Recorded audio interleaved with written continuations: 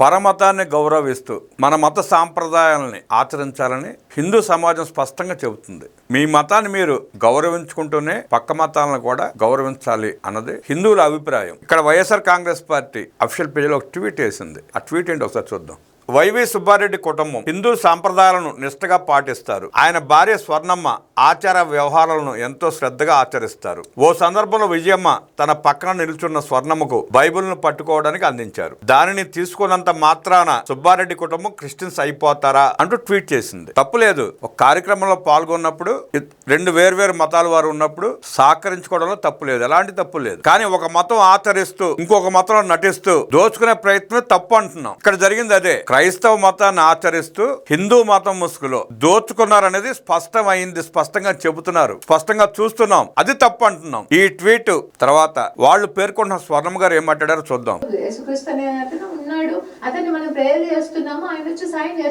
పైన ట్వీట్ లో పేర్కొన్న స్వర్ణమ్మ ఆమె కదా, ఆవిడే కదా, ఆవిడ నోటితో ఆవిడే చెప్తోంది కదా క్రైస్తవాన్ని పాటిస్తాం, క్రైస్తవాన్ని ఆచరిస్తామని. ఇంకెందుకు బొక్కే ప్రయత్నం చేస్తారు ఈ వైఎస్ఆర్ కాంగ్రెస్ పార్టీ వాళ్ళు? తప్పే ఉంది. ఆమెకి క్రైస్తవం అంటే ఇష్టం, క్రైస్తవ మతాన్ని ఆచరిస్తారు, దాంట్లో తప్పు పట్టడానికి లేదు. కాకపోతే క్రైస్తవ మతం ఆచరిస్తా హిందూ మతానికి ద్రోహం చేస్తూ మేము హిందువులు అని చెప్పడం తప్పు అంటున్నాం. సుబ్బారెడ్డి గారి కుటుంబం క్రైస్తవాన్ని ఆచరించడాన్ని ఎవ్వరు తప్పు పట్టచాలరు. కానీ ఒక పక్క క్రైస్తవాన్ని ఆచరిస్తూ మళ్ళీ హిందూ దేవాలయాల పదవులు పొంది ఆ దేవదేవుని ఆస్తులు కొల్లగొట్టడం తప్పు అంటున్నాం. ఆమె స్పష్టంగా చెప్పారు, ప్రేయర్ చేస్తాం, మా ఇళ్లలో ఏ కార్యక్రమాలు జరిగినా, శుభ కార్యక్రమాలు జరిగినా, ఏది జరిగినా విజయం గారు ప్రేయర్ చేసిన తర్వాత ఆ ప్రేయర్ని మేము విన్నాకే ఏ కార్యక్రమం మొదలు పెడతామని ఆమె స్పష్టంగా చెప్పారు. అది చెప్పడానికి బాధే ఉంది మీకు. ఎందుకు దాచుకోవాలి? మీరు పాటిస్తున్న మతాన్ని మీరు ఎందుకు దాచుకోవాలి? ఎందుకు దాస్తున్నారు? ఇంకొక పక్క టీటీడీ చైర్మన్గా ఆమె భర్త వైవి సుబ్బారెడ్డి చేసిన దారుణాలు, ద్రోహాలు, మోసాలు అన్నీ ఎన్నికావు. ఇంట్లో క్రైస్తవాన్ని పాటించడం ఎందుకు? బయటకు వచ్చి నామాలు పెట్టి భక్తులకు పంగనామాలు పెట్టడం ఎందుకు? అది ఇప్పుడు సమస్య. ప్రశ్న అది.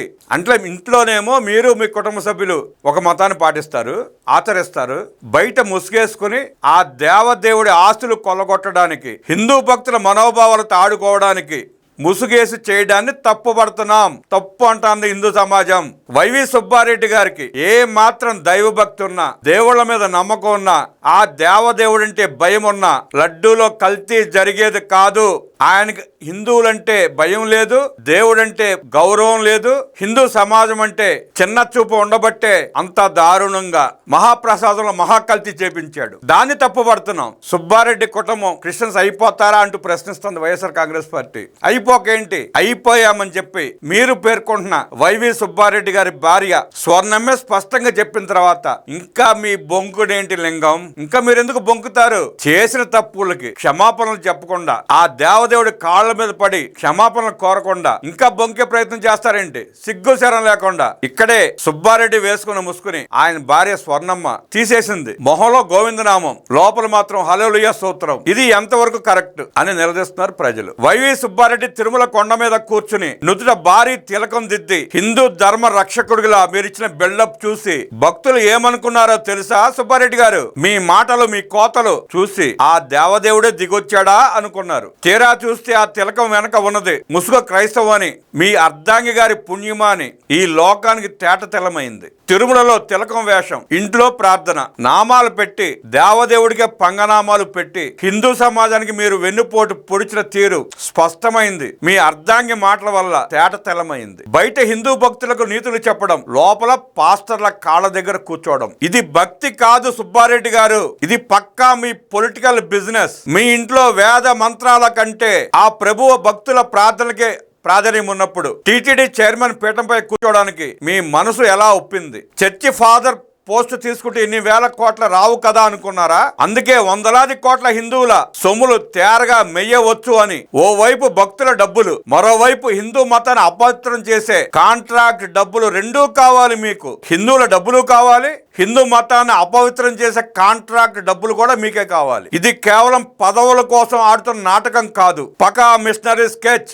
దీని వెనక అన్య మతస్థుల స్కెచ్ పక్కాగా ఉంది. హిందూ మత పవిత్రతను లోపల నుండి చెదపురుగులా తినేయడానికి వేసిన పక్కా ప్లాన్. దాంట్లో ఎలాంటి సందేహం లేదు. సుబ్బారెడ్డి, కోట్ల రూపాయల కల్తీ డబ్బుల లెక్కలు, నీ భార్య బ్యాంక్ స్టేట్మెంట్లు బయట పడకుండా కోర్టు నుండి స్టేలు తెచ్చుకుని ఆనందిస్తున్నావేమో, తాత్కాలికంగా సునకానందం పొందుతున్నావేమో. సిట్టు విచారణ తర్వాత ఈడీ నీ గుమ్మం దాకా వచ్చింది. సాక్షుల గుండెపోటు డ్రామాలు ప్లే చేయకుండా చేసిన పాపాలు ఒప్పుకొని నీ శేష జీవితాన్ని జైల్లో గడుపు. మలి వయసులో ఉన్న చేసిన పాపాలు కడుక్కున్నాను అన్న భయం పోయి సాంత్వన చేకూరుతుంది. ఈ డ్రామాలు, మీరు ఆడుతున్న డ్రామాలు ఇక సాగవు. తిరుమల పవిత్రతను కాపాడుకోవడానికి కోట్లాది భక్తుల హిందూ సమాజం మేల్కొంది. మీ పాపం పండింది. 2 కొండలు అని జీవో ఇచ్చిన వైఎస్ రాజశేఖర రెడ్డిని 3 చెరువుల నీళ్లు తాగించి ఆ జీవోను వెనక్కి తీసుకునేలా చేసిన చరిత్ర హిందూ భక్తులది. ఆ చరిత్ర ముందు నువ్వెంత, నీ వదిన విజయమ్మ కొడుకు జగన్ రెడ్డి అంత.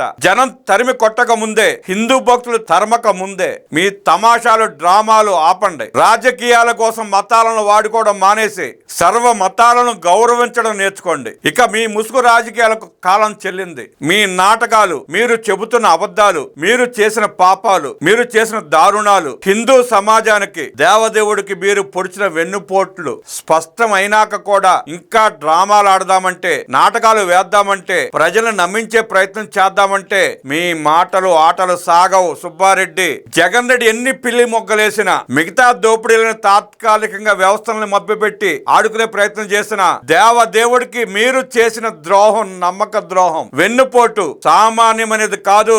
ఆ దేవదేవుడి కంటి నుండి మీరు తప్పించుకోలేరు. మీరు శిక్షింపబడతారు, తప్పించుకోజాలరు. ఇంకా బొంకుడు కట్టి పెట్టండి. హిందూ సమాజం పాదాల మీద పడి క్షమాపణలు కోరండి.